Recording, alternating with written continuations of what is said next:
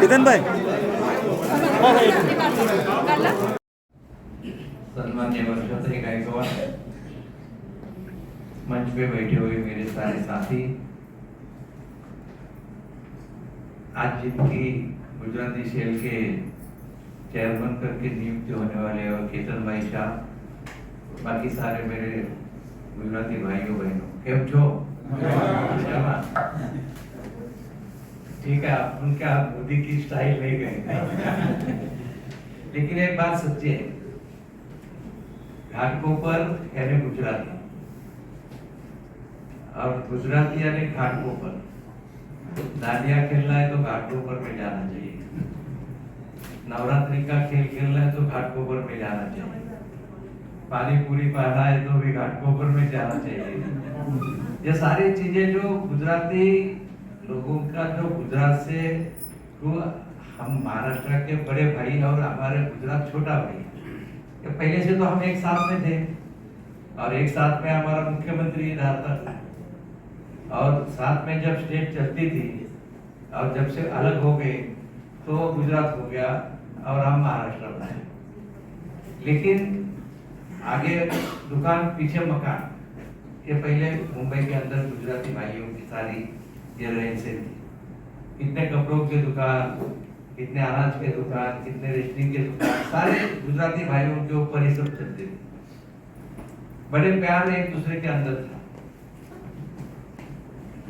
हमारी तो आप अभी सब लोगों ने जाना है कि राहुल गांधी ने किया है कि हम नफरत की दुकान नहीं चलाएंगे, मोहब्बत की दुकान चलाएंगे।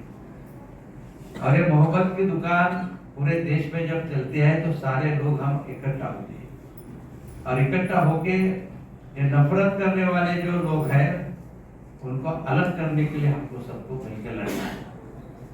वर्षा ताई ने और प्रनील नायक ने जो नाम दिया और आप लोगों ने जिनको पसंद दी है वो केतन शाह है। शाह कुछ भी कर सकते हैं, शाह कुछ भी कर सकते हैं, लेकिन हमारा केतन भाई कुछ भी नहीं करेगा। केतन भाई जो अच्छा काम है वही करके दिखाएगा। और कांग्रेस की संस्कृति है, महात्मा गांधी ने एक अच्छा रास्ता हमें दिखाया और वही रास्ते के ऊपर हमें चलना है। तो पंडित जवाहरलाल नेहरू, वल्लभ भाई पटेल, इंदिरा गांधी, ये लोगों ने जो देश चलाया था वो चलने वाला देश आज ठप हो रहा है। सारी आप तो व्यापारी वर्ग से ज्यादा लोग हैं, व्यापार कैसा करना है ये गुजराती लोगों से सीखना चाहिए, ऐसे सब लोग बोलते हैं। पूरे देश में नहीं, पूरे वर्ल्ड में सुनते हैं।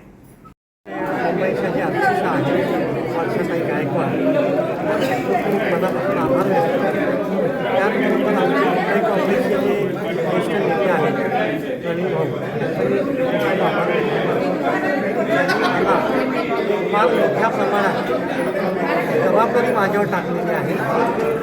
येणाऱ्या एक वर्षाच्या कालावधीमध्ये महाराष्ट्रात मुख्यतः मुंबईमध्ये 3 इलेक्शन लागणार आहे, लोकसभा, महाराष्ट्राची विधानसभा आणि कॉर्पोरेशन। या तिन्ही इलेक्शनमध्ये माझा हा प्रयत्न राहील की गुजराती समाज हा जास्तीत जास्त काँग्रेसच्या बाजूने वळेल आणि काँग्रेसवर विश्वास टाकून काँग्रेसला मतदान करेल, यासाठी माझा प्रयत्न आहे। मुंबईतील गुजराती समाजाला काय आव्हान करणार इलेक्शन बाबत आणि मुंबई काँग्रेसच्या कार्यकर्त्यांना काय आव्हान करणार?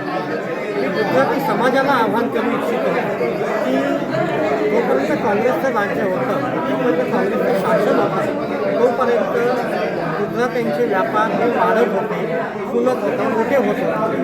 पण आता गेल्या जर आपण एक 8-9 वर्षाचा इतिहास पाहिला तर चुकीच्या पद्धतीने आलेली GST आणि अतिशय चुकीच्या पद्धतीने आखले गेलेले काही कायदे यामुळे व्यापाऱ्यांचं बरंच मोठ्या प्रमाणात नुकसान होत आहे आणि व्यापार हा कमी होत चालला आहे. त्यामुळे मी गुजराती बांधवांना माझ्या अपील करेन की ज्या पद्धतीने काँग्रेसच्या शासनामध्ये त्यांचा व्यापार वाढला होता, मोठा झाला होता, त्याच्यासमोर BJPच्या शासनामध्ये तो कमी झालेला आहे. येणाऱ्या लोकसभा निवडणुकीमध्ये आपल्याला परिवर्तन बघायला मिळेल काय सांगा? 100% परिवर्तन मिळेल.